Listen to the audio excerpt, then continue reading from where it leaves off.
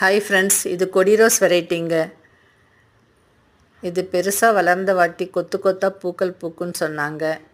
இப்போ single flowers தாங்க வந்துட்டுருக்கு. இது 7 days வெரைட்டி ரோஸுங்க. இது டார்க் பிங்க் ரோஸுங்க.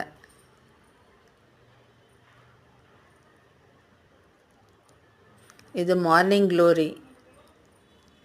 பாருங்க, பூக்கள் எவ்வளோ அழகாக இருக்குது.